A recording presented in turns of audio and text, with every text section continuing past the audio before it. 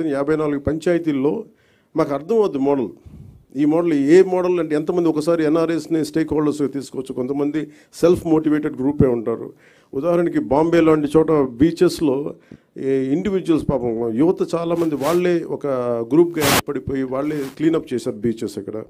So అలాగే మేము దిగే వరకు లోతు తెలియదు అంటారు కాబట్టి మేము దిగిన తర్వాత maybe we will take support from everyone. అలా ఏమేమి వస్తాయో మేము కూడా వెళ్ళి చూస్తాం. అందుకని దీన్ని ఈ పైలట్ ప్రాజెక్ట్ అని చెప్తాం. ఎందుకంటే వన్స్ మేము కమిటెడ్గా ఒక సంవత్సరం 2 సంవత్సరాలు దీన్ని సక్సెస్ఫుల్గా చేయగలిగి ఇప్పుడు మేము ఇక్కడ ఉన్న ఇన్ని వేల కోట్లు దాదాపు 2643 కోట్ల రూపాయల ఇంత ఉంది. ఇవన్నీ ఎక్కడో చోట ఒక చిన్న ఒక మైన్యూట్ ఒక మైక్రో లెవెల్లో ఒక నియోజకవర్గంలో సక్సెస్ సాధించగలిగి then we can scale it up. That's what.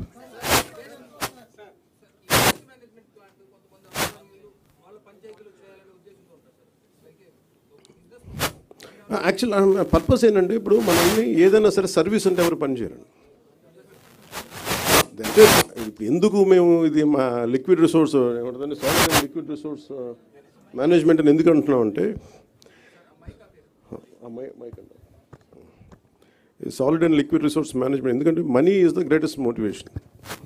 మీరు సర్వీస్ చేయండి అంటే అందరూ అలసిపోతారు, పారిపోతారు.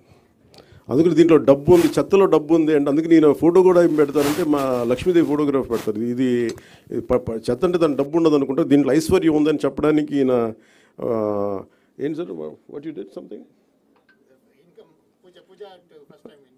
సంథింగ్ లేదు అంటే దీంట్లో ఐశ్వర్యం ఉందని చెప్పడానికి అని మనం ఊహించాం కదా.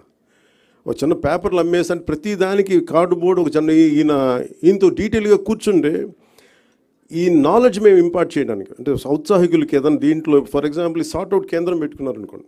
దానికి మేము అనుకుంటుంది ఏంటంటే చాలామంది ఉపాధి లేని యువత ఈ సెగ్రిగేషన్ సెంటర్ పెట్టి వాళ్ళకి కనుక మనం ఇచ్చి ఇది వస్తే ఇది సో ఇండస్ట్రీకి మీది ఇంతకు వెళ్ళిపోద్ది, ఒక ఇన్ని టన్నులు చెత్త వచ్చింది, ఇన్ని టన్నులు పేపర్ వచ్చింది, ఈ ఇండస్ట్రీకి అది పంపిస్తే ఇంత మనీ వస్తుంది. ఇలా చూస్తే maybe we want to encourage that part. అది ఎలా చేయాలి ఏంటి అనేది మేము వెళ్ళి దిగే కొద్దీ మాకు ఎవరెవరు వస్తారు ఏమేం చేస్తారు ఆ మోడల్ మేము చాలా ఇంటెన్స్గా చేద్దాం పిఠాపురంలో.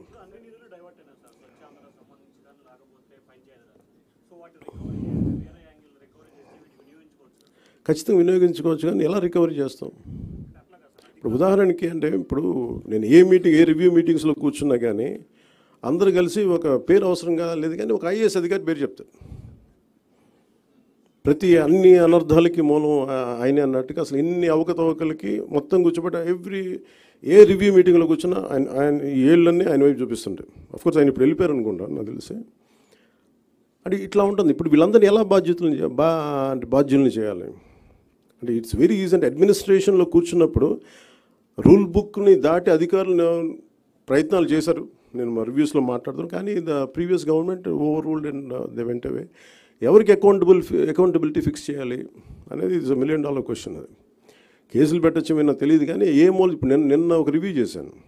రివ్యూ చేస్తే Asian infrastructure industrial development bank వాళ్ళు దాదాపు రఫ్లీ ఒక 4,000 to 5,000 kilometers అనుకోండి. వాళ్ళకి ఇస్తే వాళ్ళు అడిగింది ఏంటంటే ఒకప్పుడు మనం ఒక 70% వాళ్ళు ఇస్తే ప్రతి ₹1,00,00,000కి ప్రతి 100 కోట్లకి 70 కోట్లు వాళ్ళు ఇస్తే మనం 30 కోట్లు పెట్టాలి. అంతే కదా సార్? దట్స్ వాట్ 70-30 రేషియోలో.